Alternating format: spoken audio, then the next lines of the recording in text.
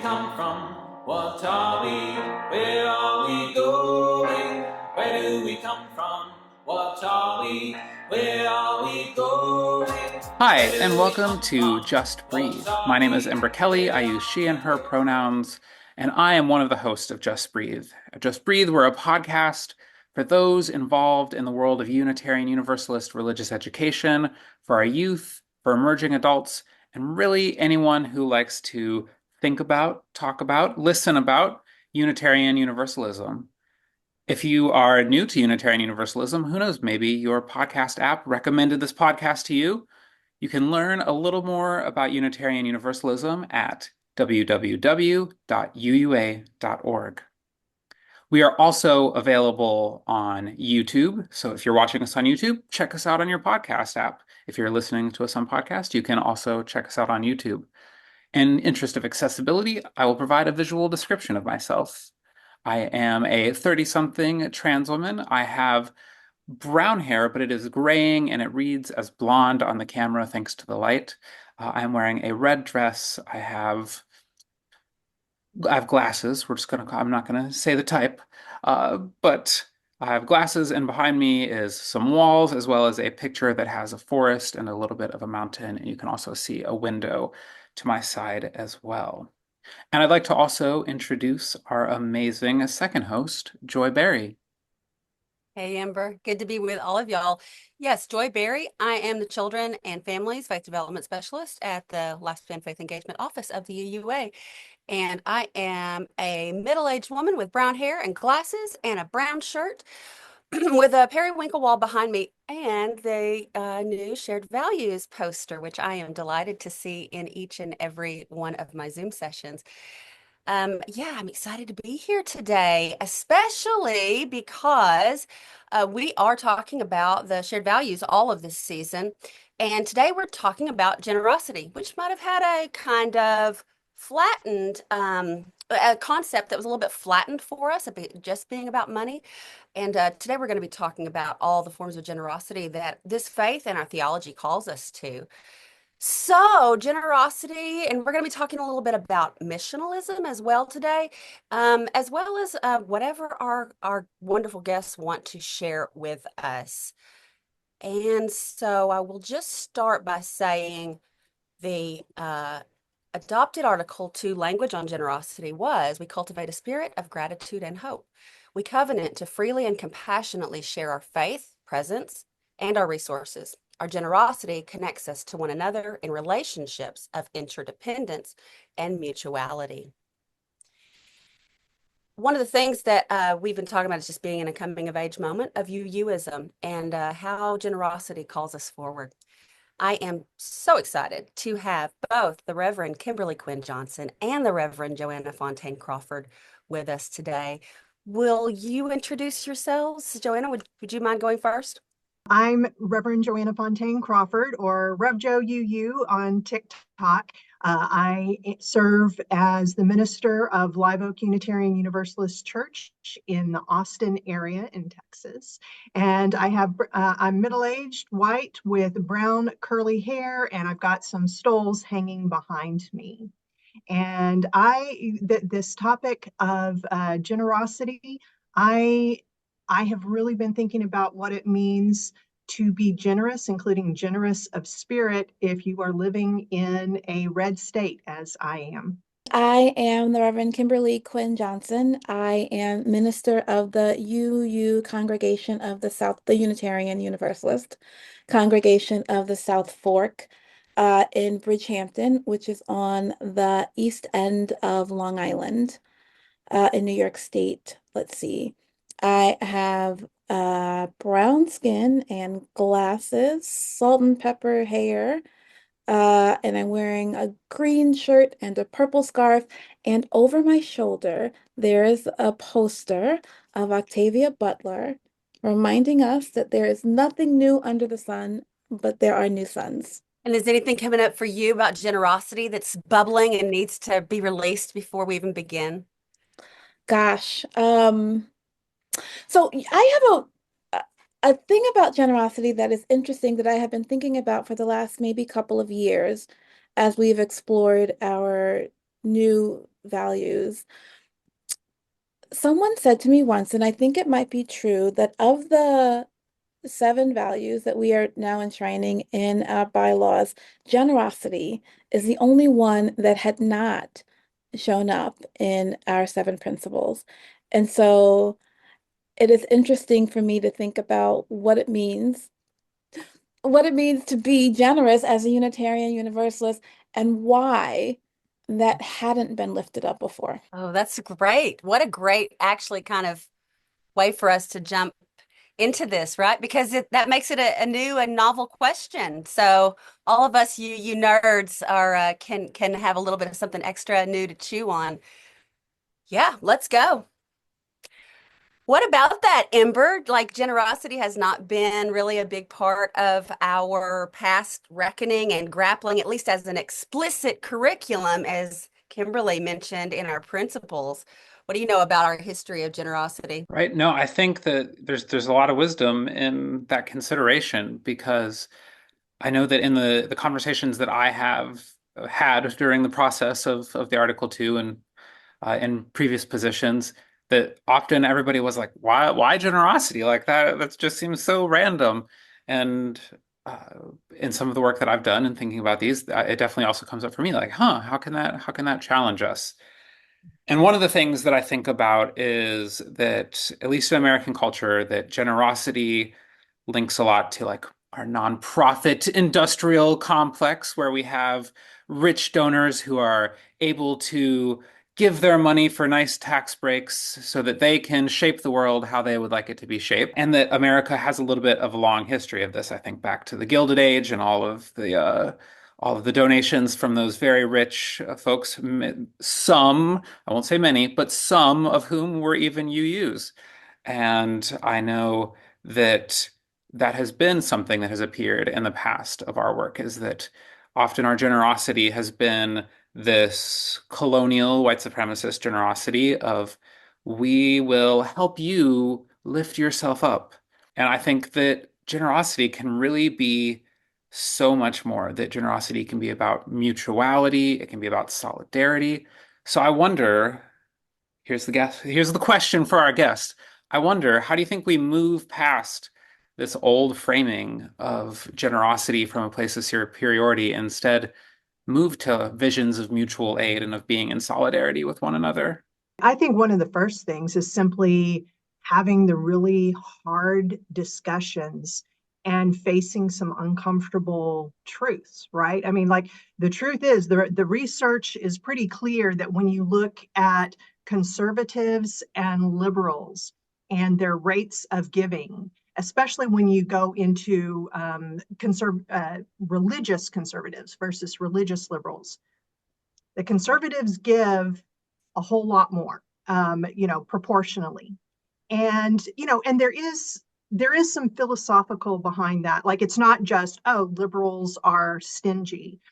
Liberals also, and when I say liberals, I'm meaning progressives all the way through, leftists. We also tend to support taxes. And so, there's a whole question there of who controls the money. And if you are giving it through philanthropy, you have more control over it than, say, taxes. But getting back to us and not just making excuses, like that's something I think that we've got to address right there. I think also a lot about proximity. So a few years ago, when our rare lecturer was Brian Stevenson, I think that his book Just Mercy may have been one of our common reads. So I think a lot of Unitarian Universalists are familiar with Brian Stevenson and his work. One of the things when he talks about ways that we can be in a better relationship with our communities, he talks about being proximate. And so for some in my congregation, this idea of being proximate really like took hold. And so thinking about even even in the ways that we use our money, do we use it as in a hierarchical way that we're above people, or can we, in thinking about how we use our money, be proximate? I love using the story of the Good Samaritan in my congregation because I think that is really relatable. It feels so because I often hear people say, "Oh, get proximate. What does that mean?" We don't like jargony words, but thinking about who is our neighbor, right? We're not sort of giving in an unattached, sort of impersonal, right? When we when we pay our taxes, that's a very impersonal exchange, right? We're sort of giving to some common store in the hopes that someone that we don't know will do something that is good, versus being really proximate and having a personal relationship with the people who we are sharing with, not like giving to. Which means knowing them, right? Mhm. Not going. Um, One thing that I keep coming back to, because in our area, we're in the suburbs, and often for liberals, we have like certain things, certain ideas that we focus on, whether they are actually the need in our area or not. So here's an example. We liberals tend to want to do things for the houseless. In our area, that's not the biggest need. The biggest need is a categorization that the United Way calls ALICE, which stands for asset limited, income constrained, and employed. And so the people, that is the largest group in need in our area. And because they are employed, because they do have a house, a home, then they are not eligible for many of the programs that are geared towards those in more extreme poverty. And so for us and for the agencies in our area, it's how do we help the people who are in that category, which often includes us as well. Right. And what y'all are mentioning makes me think about how part of the way we may have liked to give or felt most comfortable giving in the past, especially from our Unitarian history, is this idea that we are here to help bring change in the world. And there's a bit of exceptionalism to that, theological exceptionalism, right? I remember the first time I went from my little bitty, teeny tiny church in Fayetteville, Arkansas, where my first UU experience, my first time as a DRE, and that was in the old Swauk region district, I guess, that Rev Joanna is also in. I remember when I left that church, I took a job up on the main line outside Philadelphia, working for a very large church, a flagship church, as they shared with me that it's called there. And I had never in my life known that it was a real thing. One day I was sitting in my office in the first week, and I look around, and a very large, like a 4-foot check is traveling past my door in the hallway. A very large novelty check. I thought that was just like for game shows or something. And it was a very big check. And then they would do that every month, give a lot of money to, an underserved community in Philadelphia, which we know what that means. And over time, I know that congregation and many others have moved towards a more proximal approach. The degree to which I was horrified is the degree to which I still, really resonate with my very rural, very poor roots, because that just seemed almost offensive in some way. And I realize it's a developmental process. We move from understanding that we just give our money to we give our time and our talent. But the thing that kind of helped things come together for me so that I had a more cohesive way of thinking about this rather than just judgmental was when I really leaned into understanding this concept of missionalism. And it just so happens that Rev Joanna is the first person I ever heard describe this. And we're going to include a link to her fantastic and concise description of missionalism in the show notes for many years ago. But in brief, can you tell us, Joanna, what missionalism is? And before you do, let me just say one more thing. Sorry. You asked about proximity or proximalness, or we talked about that. That question of who our hearts break for is something that really compels me. And who our hearts break for is, of course, those with whom we have come to know and understand in some deep, deep ways. So, yeah, tell us about missionalism a little bit.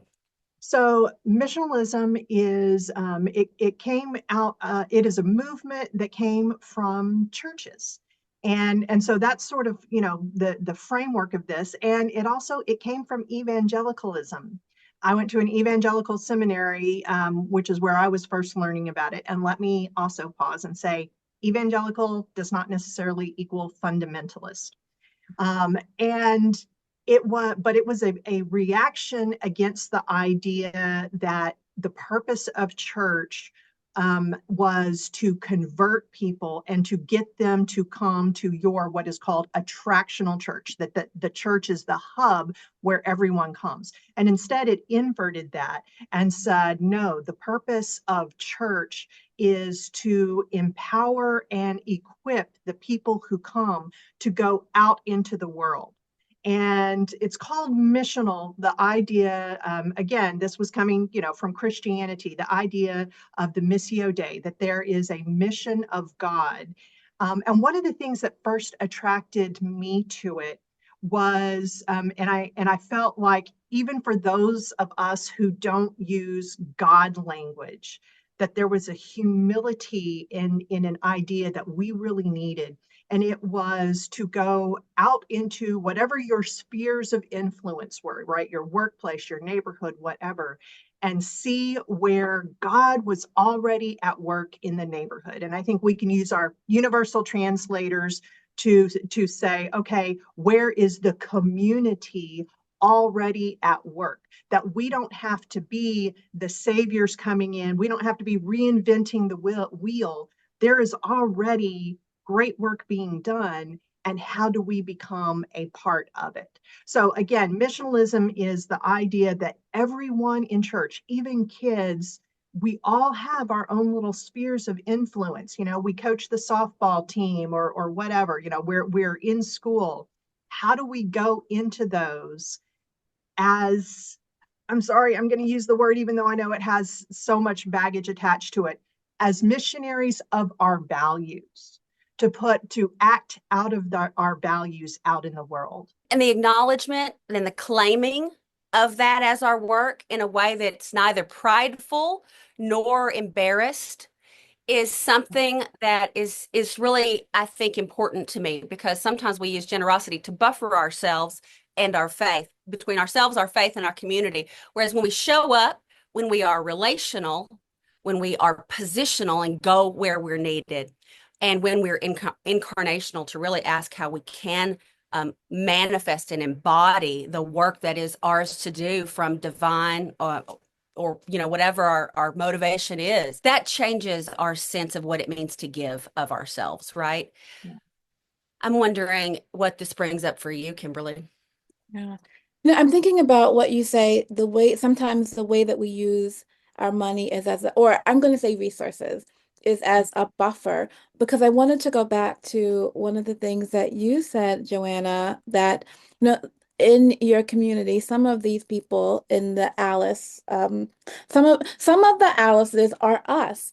And I think that when we use our money this way, one of the things that I think is happening is this sort of defense against being vulnerable, right? This unwillingness to acknowledge the fact that the people who are in need are not just them, but us, right? It's a way of, I don't know what I would call it, protection or denial or something, distancing from our own vulnerabilities and the ways that we also are those people who need things. Right, because our culture, and we are a part of our culture and have soaked it up.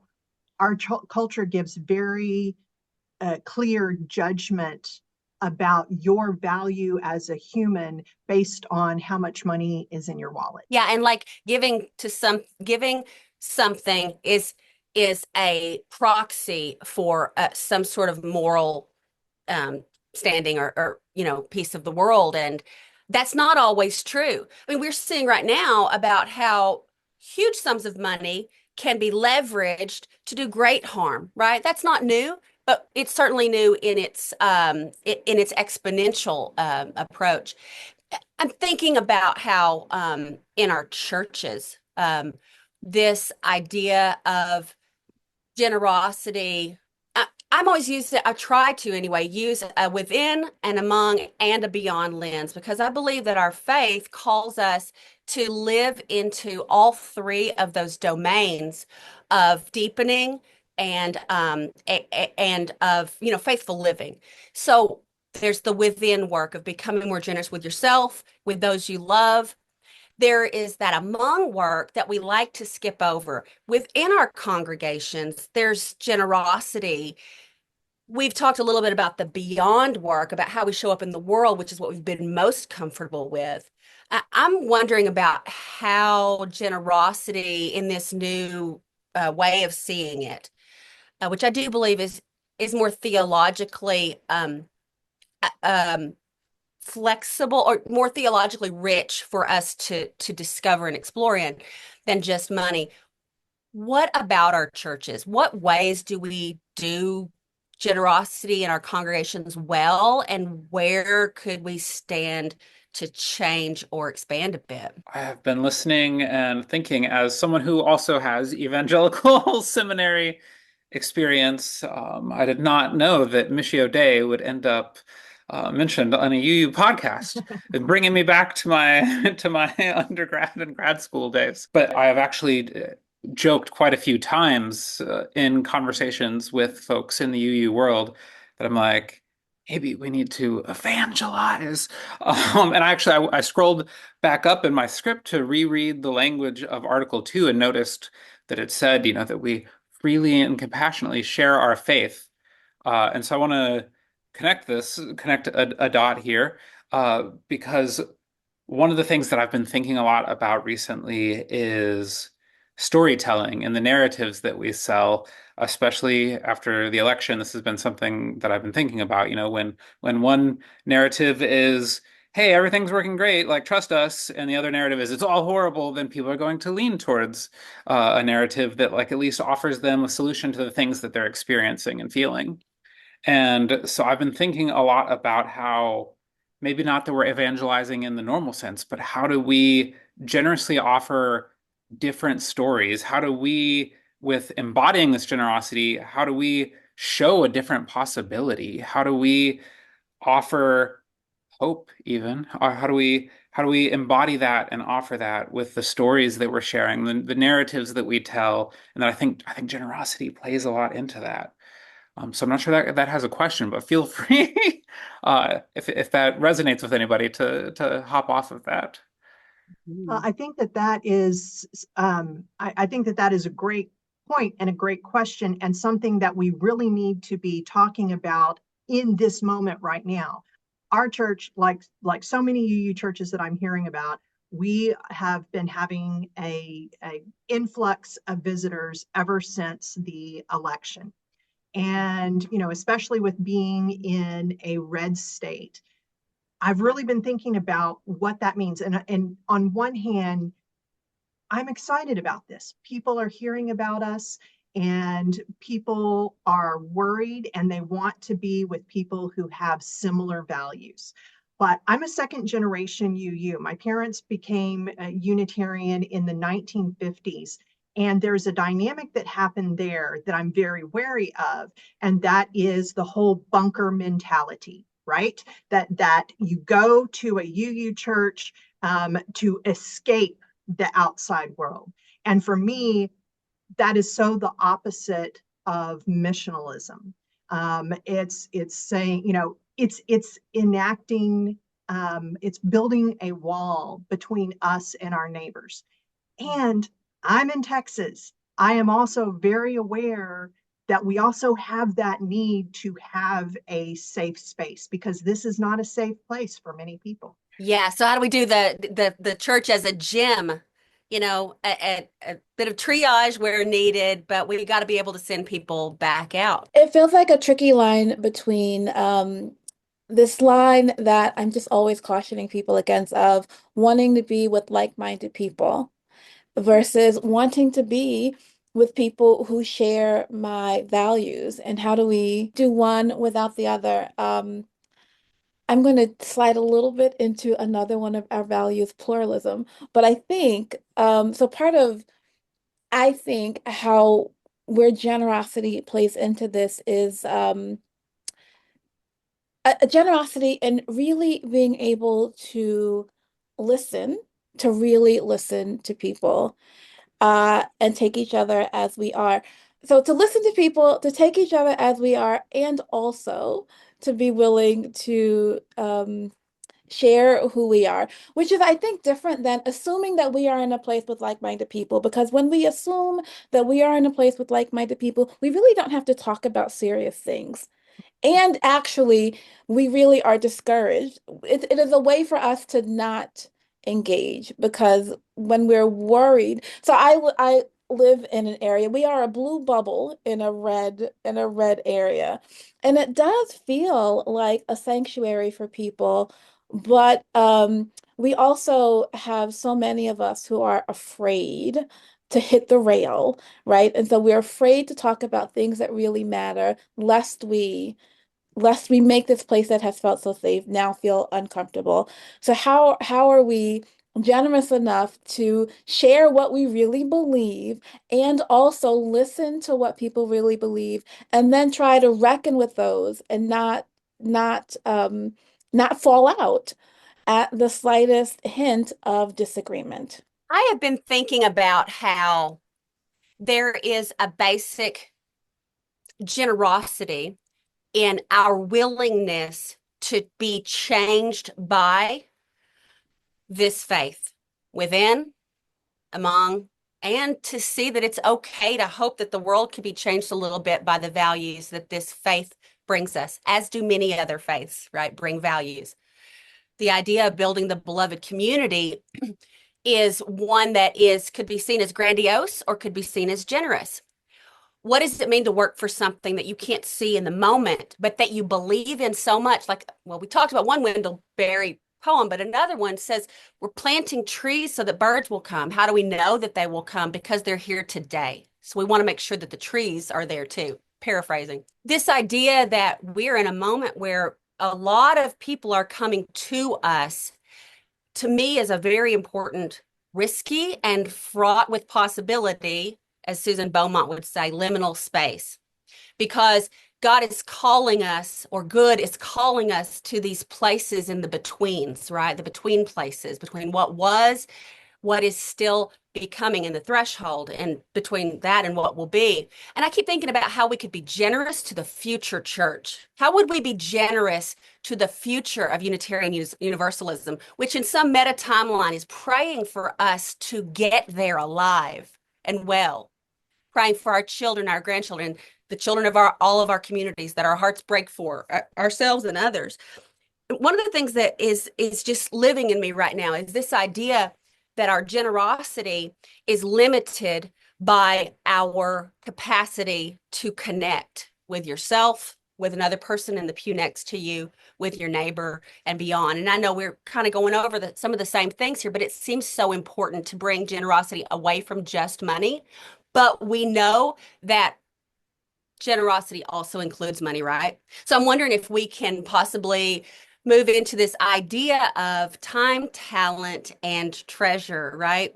As a longtime director of religious education in different churches, I was always hoping that we would move progressively as far as a taxation system, no, as far as stewardship in a progressive way, to be able to commodify the time and talent that people bring in some kind of way. We always are going to need actual, the coin of the realm to make the light stay on, as everyone likes to say. However, we have not found a way to amplify the spiritual and community and covenantal value of time and talent in the same way. And one thing that could do, if we could find a way to legitimize that, is that we would be moving into more multicultural value modes in some ways. We'd be more accessible. We know that decenters white supremacy culture. And we also know that it would impact families in a way that might feel more welcoming if they're at a stage in their life where they're able to give one form of love generously and not another at this time. I don't know if that's possible. I don't know if it's possible for us to move to a time, talent, and treasure model. And I haven't been in congregational life for some time. Do we see any movement on that? Is it possible? What would it take to get there? Yeah. So I see it. I see the members of the congregation I serve talking about that all the time. In our new member class, we're like, here's all the different ways that you contribute. I think one of the difficulties with it, though, and often when we say difficulties like that, just shuts the topic. No, we need to keep talking about it, but we need to also acknowledge the challenges. And that is, how often do wealthy people go to that and say, yes, I don't have the time or energy to give towards this, but I can give money. And so we're back, kind of at square one.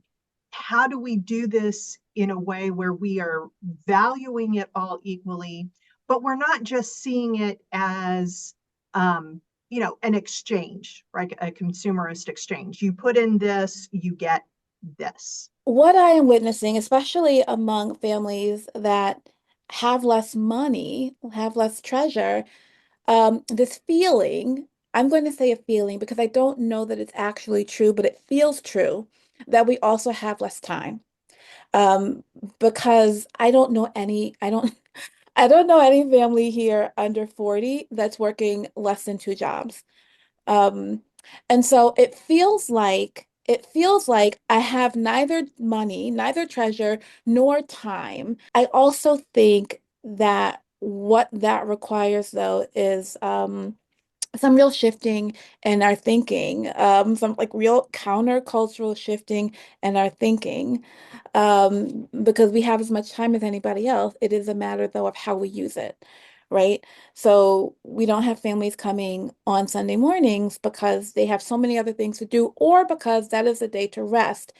And I also believe it's true that the hour or 2 hours or 3 hours on Sunday morning would be restorative in a way that the 3 hours watching TV or reading the newspaper are not restorative. And so it's a real cultural shift in how we think about our time and how we think about how we use our time.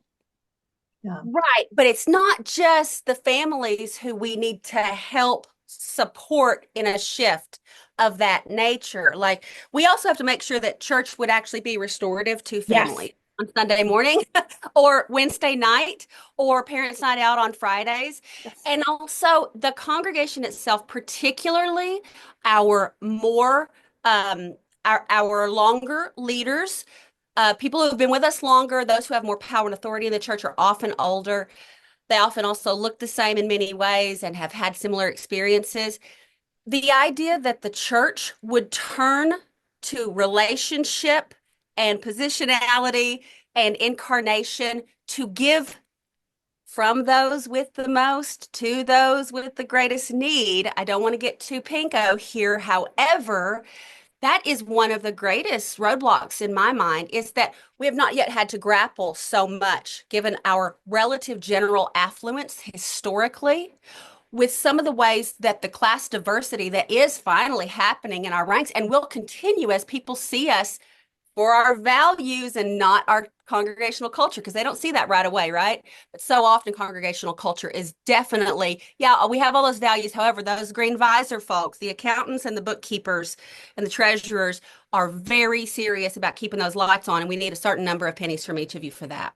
And so to me, that perhaps the most transformative shift away from transactionalism happens at the heart of mission in a very explicit and implied way from the top, looking at you ministers, all y'all, to help lead us in that direction. Because I think it's hard for congregations to see why they should be giving more to families or expecting a little less in this time of life. This is why I've really been thinking about this issue of generosity of spirit. And we're back to the age-old religious question of, do you go for the pragmatic and just try and change that, and that will change the heart, or do you work to change the heart?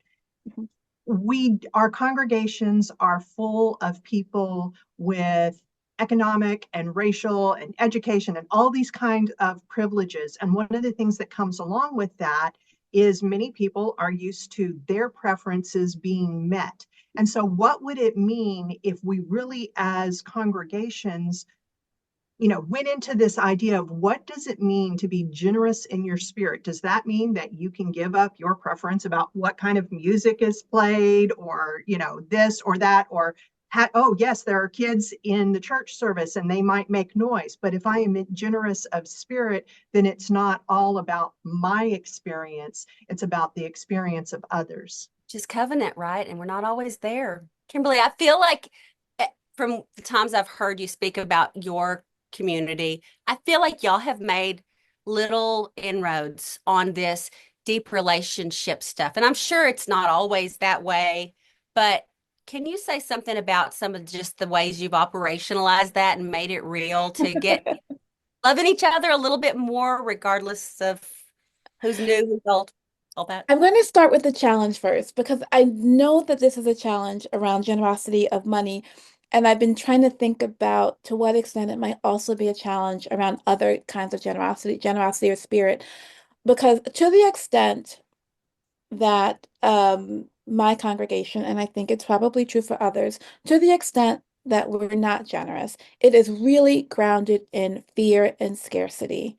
However much money we have, there is a fear that we will run out, that is grounded in scarcity, but it's also grounded in this sense of responsibility to the future, because it's not a fear that we're going to shut down in 5 years and I won't have my church. It really is a fear that we won't exist 30 years from now, and that the people who need to come in 30 years won't have a congregation here.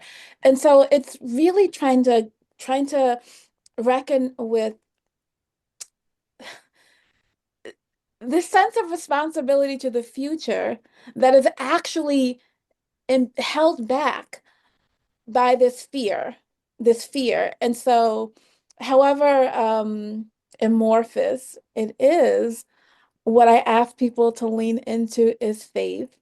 That's a tricky thing for many Unitarian Universalists. And so then I ask people to look to history, right? To look to the history of what people did 30 years ago, and to trust that to so trust is an easier word for a lot of our folks in faith. But I really ask people to have a little faith that we really don't know what will happen 30 years from now. We don't know, however, the most magical, responsible of stewardship today, we can't predict. And so what we can do is to live today in a way that feels faithful, in a way that feels inclusive, in a way that feels open, that feels as if we are giving more than we think that we're taking, that we're creating space, that we're inviting people in, and we don't always do it. And I have to talk about it all the time because that fear and scarcity, I grew up without a lot of money. I know fear and scarcity about money and resources. It's always there. And it's always reminding ourselves of, but what if? But it's possible. But could we? It's like always asking these questions. Could we try? What if we did? Maybe this could. And I don't know if that answers your question, but I think about that all the time. Whenever I feel scared about money or time, or or honestly, when I feel scared about giving too much love, right? Because what if we open our space to people who believe differently and the character of our congregation changes? Sure, that could happen, but what if it doesn't? What if it changes in a way that is even more transformative? I love this. I'm gonna weave together some threads here and into our final consideration.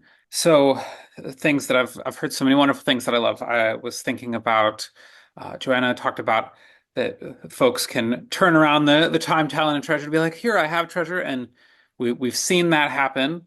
And then in the discussion around that, I was thinking about I read a lot about essentialism and think about how that's kind of manifested in its work that in my religious work, that I think about what can we focus on that are our essentials instead of trying to be a mega church. Can we be our community, and can we exist in ways that are achievable for us?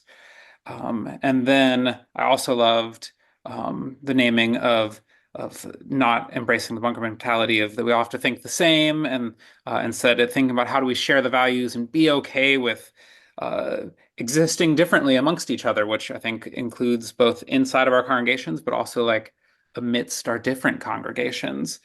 But then all of that comes together in thinking about one of my favorite evangelical seminary concepts, which is the idea of already but not yet, which is usually for them, in terms of thinking about like the apocalypse and the end of the world and all of these things. But that framing has actually been really important for me in thinking about things like beloved community and thinking about how we start living it out in the current, even if we might not see it fully come to fruition. How can we have that optimism to believe that we are confronting this fear of the future that we were just talking about? Like, how do we do this? And so, all of that being said, I would like to ask as a framing of a final question on a practical level on the in the existence of our congregations and our lives, what does sharing our resources look like? How could that play across in collaboration amongst congregations, amongst individuals, and in new formations? What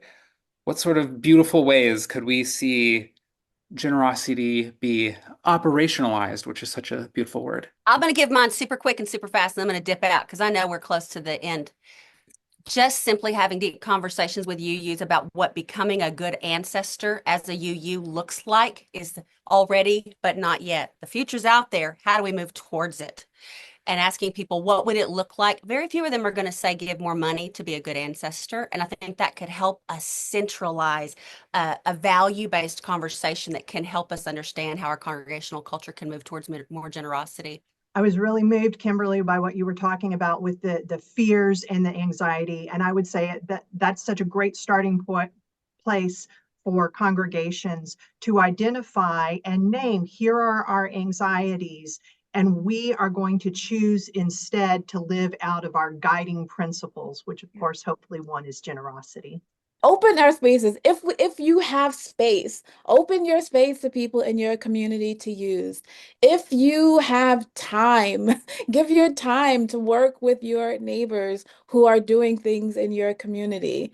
If you do have money, give your money. If you are sitting and hoarding an endowment, I mean, use that now and trust that we will figure out 50 years from now, 50 years from now. What we don't want to do is be a group of people. Now I'm just preaching again. What we don't want to be a group of people who no longer exist and just have a lot of money to give away. We can use that now, right? We can give our time, we can give our space, we can give our money, we can love each other, which I mean, but which is not just like show up and drink coffee with each other on Sunday, but like actually love each other, like make the meal, mow the lawn, shovel the snow, those things. And embrace the idea of sacrifice, because how do you have generosity without having sacrifice? And sacrifice is a good thing. It's not always bad. And let's see if we can make it a little bit fun. Can we? Can we bring a little bit more music and a little bit more food and a little bit more of that cooking together and a little bit more of the kids playing and making noise? Can we bring some of those multicultural values in? Because the people who have sacrificed the most in this world have also experienced some of the most joy. We know that to be true, so we can use it and leverage it. Light. I'm so thankful for this conversation, and just for all these conversations, but hearing from our colleagues in the field as we really dig deep and figuring out how the values call us to engage and grow and become more Unitarian Universalist is so exciting to me. So I want to thank again Reverend Joanna Fontaine Crawford and Reverend Kimberly Quinn Johnson for being with us today and bringing us a little bit deeper into this sacred work that we do together as Unitarian Universalists. And thanks to all our listeners as well. I always forget to say thank you, but thank y'all for we're doing great. So something's working. So I hope we continue to meet your needs for good UU conversations. Yes, and in fact, our next Just Breathe in February will be exploring our shared value of justice, especially in these continuously unprecedented times, with panelist Antoinette Scully and Reverend Lisa Garcia Sampson. And we're really excited just for these continued conversations around our shared values this season of Just Breathe. These have been beautiful and transformative moments, even for me as a host. And I hope, as Joy was saying, that our listeners are benefiting as well. Be sure to like and subscribe both to our page on YouTube as well as on the podcast streaming apps where you might be finding us. Those things help us get more exposure, get these stories out, and help us to evangelize.